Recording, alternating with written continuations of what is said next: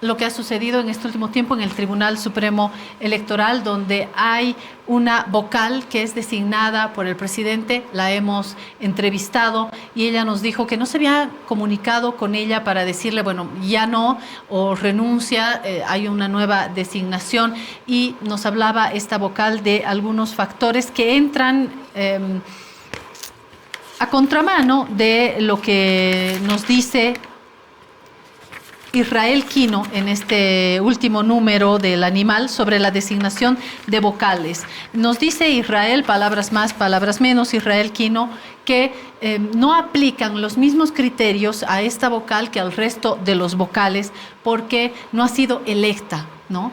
El cumplir con sus años de gestión, que tenga que presentar una renuncia o una causal de incapacidad física, permanente, ¿verdad? ¿No? Permanente. Y ella nos decía, no he renunciado, no ha terminado mi periodo, pero acá leyendo a Israel Quino, uno dice, no tiene el mismo estatus. Israel Quino también dice que tampoco hay separación de poderes por ser designada por el propio presidente, pero esto está en nuestras normas. José Luis, ¿qué nos puedes decir al respecto? No, primero lamentar que algo que debería ser o podría haber sido un cambio normal, se ha hecho de una manera tan torpe, generando tanto ruido. Las formas, y ¿no? tanta ataque al Tribunal Supremo Electoral. O sea, si ya tenemos un Tribunal Electoral que requiere ser cuidado y blindado, este hecho lo pone en situación crítica, ¿no? Esa es una interpretación, la que hace Israel Quino. Dice, el presidente tiene la atribución constitucional, la prerrogativa de designar un vocal, ¿no? Y un decreto anula otro decreto, entonces no hay necesidad de comunicarle a la anterior vocal, que ya dejó de ser vocal. Pero las formas cuentan. Yo creo que hubiera sido lo deseable que la vocal renuncie y se designe otro vocal.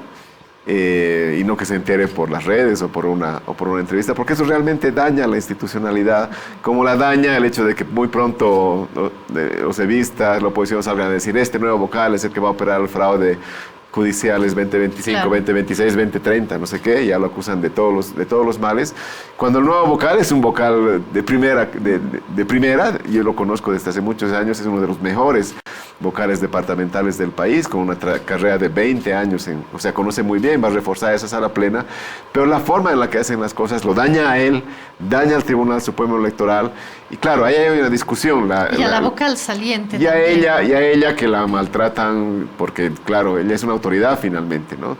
Y esta es una interpretación, la de Israel, pero hay la otra interpretación que dice, bueno, el vocal, el momento en que es designado, sea por el presidente, sea por la asamblea, deja de ser vocal del presidente o vocal de la asamblea y pasa a ser una autoridad de un órgano del Estado. No es un ministerio, es un órgano del Estado, por lo tanto nadie tendría que tener la atribución para destituirlo en cualquier momento. No es un ministro, ni es un ministro al que destituyo y nombro a otro. Es una autoridad electoral cuya independencia y autonomía requiere estabilidad en el cargo, o sea que solo concluye su mandato cuando por las causales establecidas en la ley. Es algo que está en contradicción en la Constitución, pero al final del camino, más allá del maltrato, de que no se cuidan las formas, de que hay este debate sobre la prerrogativa presidencial, al final del camino lo que se está dañando es la institucionalidad electoral en un momento muy complejo, donde vamos a un ciclo electoral incierto, no sabemos si van a haber elecciones primarias, no sabemos en qué condiciones se realizarán las elecciones generales el próximo año, que ya... Por no hablar de las judiciales. Ya es muy pronto, y claro, y las elecciones judiciales que están aquí muy cerquita. La tormenta perfecta.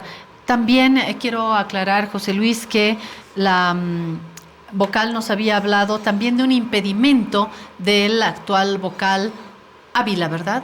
Es el apellido. Sí, Gustavo Ávila. Gustavo Ávila, que decían que él no podía porque tenía que respetar 3 meses para poder formar parte de estas otras funciones. A lo que Israel Quino dice en este artículo en el Animal Político que no corresponde porque como él no es una autoridad electa, no debe cumplir este plazo de los 3 meses. Pero bueno, qué complicado está todo y creo que teníamos la necesidad de aclararlo, por lo menos acá. El panorama está incierto y confuso sobre todo. Sí, yo reitero y hago un llamamiento a actores políticos, al gobierno, a la oposición, a la ciudadanía, a los medios, que nos hagamos el firme propósito de cuidar el Tribunal Supremo Electoral y los tribunales departamentales, porque al final del camino, en escenarios, en coyunturas de crisis, lo que nos queda es la salida electoral, que que es la única salida pacífica, institucional, política frente a probables escenarios de violencia y enfrentamiento. Entonces hay que cuidar esa salida. Si generamos una crisis en el Tribunal Supremo Electoral sería dramático, sería realmente un escenario mucho más crítico que el que estamos viendo sin salida electoral. Y eso puede ser peligroso para nuestra convivencia en democracia. Totalmente, y no es un consejo, es actuar sobre lo que ya hemos vivido. Si no lo cree, vayamos otra vez al 2019. La crisis institucional y la polarización y el papel de los medios nos ha llevado al descalabro del 2019 con todo lo que ya hemos vivido y que hoy seguimos pagando.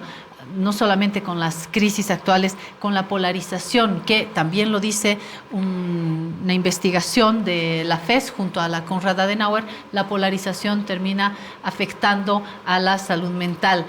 Cuán cierto sea, cuán probado sea, creo que es evidente que las crisis sociales y estas polarizaciones no nos hacen vivir bien. Ojalá no estemos rumbo a una nueva crisis. Gracias, José Luis, como siempre. Con gusto, Claudia. Me da mucho gusto estar aquí en casa.